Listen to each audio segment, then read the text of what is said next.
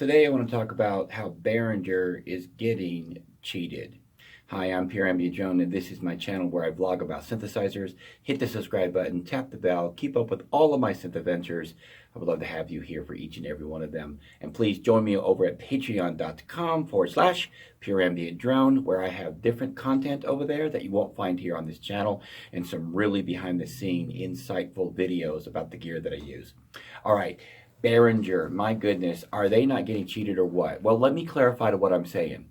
For years and years and years, I would watch these other synth companies come out with clones of their own gear or clones of other people's gear, and they would always do them completely different than how synth drones, like you and I, wanted them to do them. In many cases, they would make them digital when they were supposed to be and originally were analog synthesizers.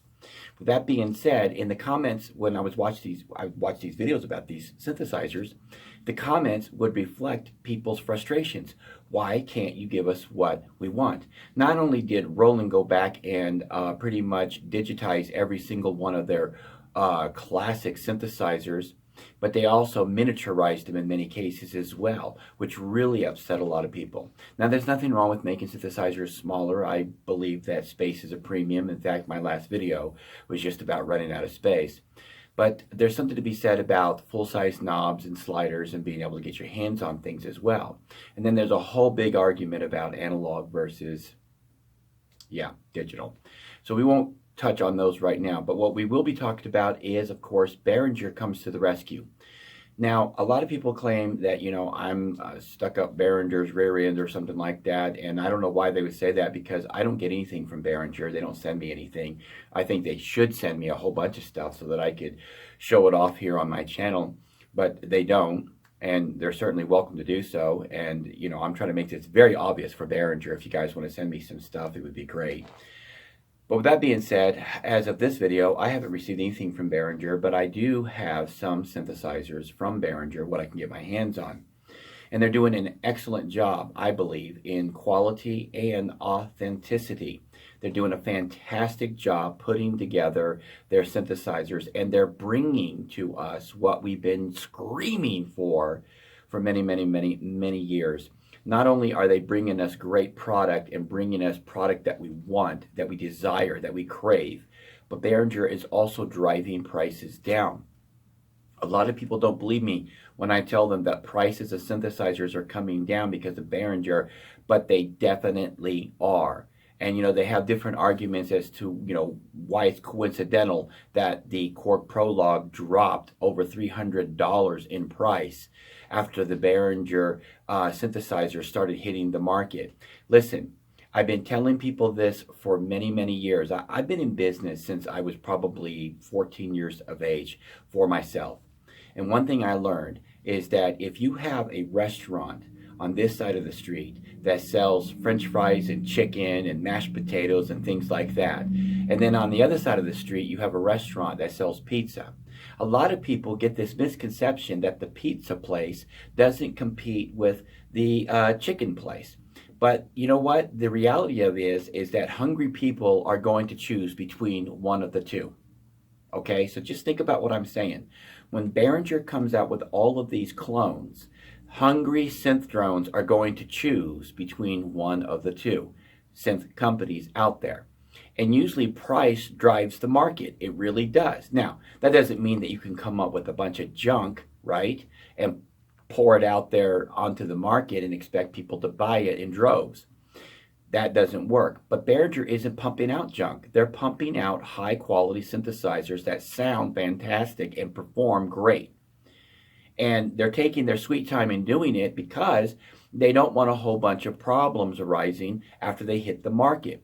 Because us synth drones, as soon as we find out that something's been released before it should have been released, we start hollering on social media, oh my gosh, this synth company screwed up. Look what they are doing now. Look what they've done. So Behringer's trying to avoid all that while at the same time build up hype. Now, with that being said, they're getting an unfair shake. It's almost hypocritical because there's a lot of people coming out of the woodwork saying, oh, they're nothing but cloners. They have no original ideas. Well, they actually do. Their DeepMind 12 is pretty much an original idea, even though some claim it's based off the Juno 106. I disagree. I think that it's a totally different machine in many aspects and very similar in others. The Neutron is a brand new synthesizer that they've come up with. And what about the Crave that's coming out?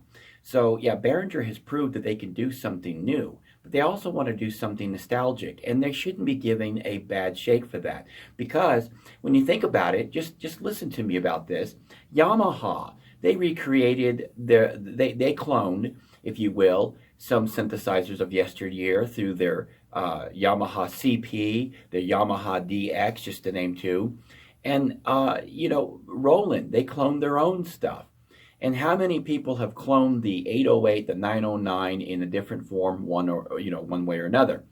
The point that I'm making is that lots of synth companies have already done what Behringer is doing right. And it's because Behringer is doing it so good that they're doing it so authentic, lost my word there, because they're doing it so accurately. Okay, that they're really getting a bum rap because people are like, oh, it's too perfect. Well, I want it to be perfect. There's no such thing to me as too perfect. In fact, there's no such thing to me as perfect in the first place. So as close as Behringer can get it, it's welcoming by me. So I think that they're getting an unfair shake when people are sitting there attacking them for giving the synth community exactly what they wanted. Now, with all that being said, I can guarantee you right now that true professionals, true synth drones, people that really love synthesizers, they don't really care what Behringer's doing, okay? The elite synth drones out there, they're not running around saying, oh, Behringer's doing this. No, we're celebrating. We're celebrating.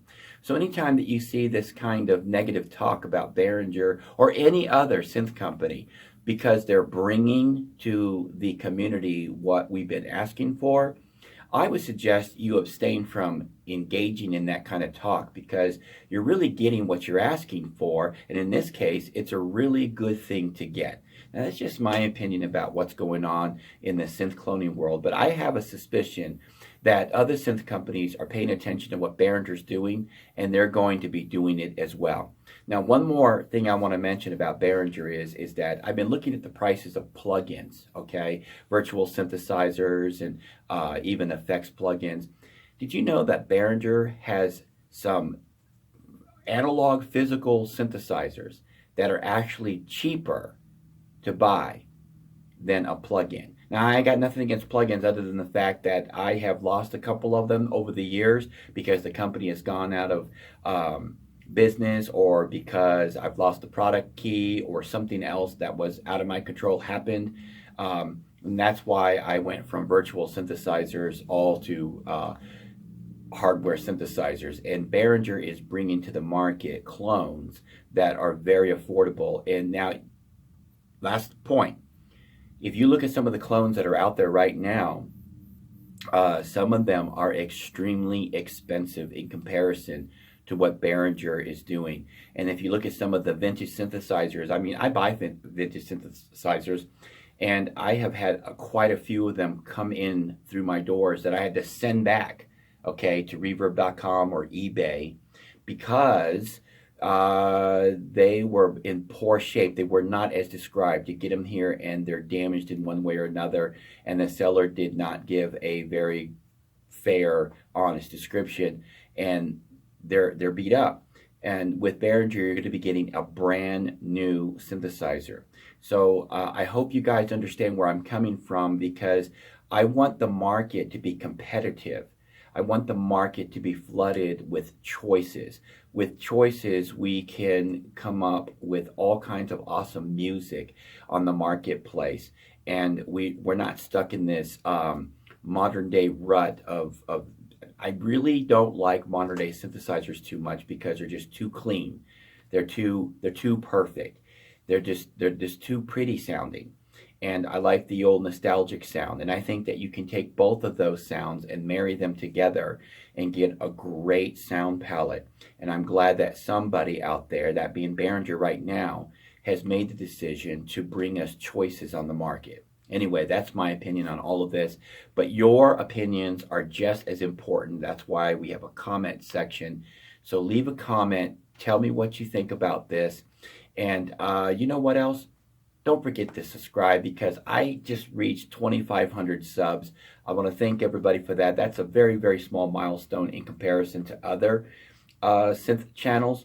But everybody's got to start somewhere, and I appreciate you guys supporting me. So let's get me to 5,000 subs. And remember, tap the bell because it notifies you of new synth adventures. Until next time, I am Pure MD Drone. Keep calm and synth on.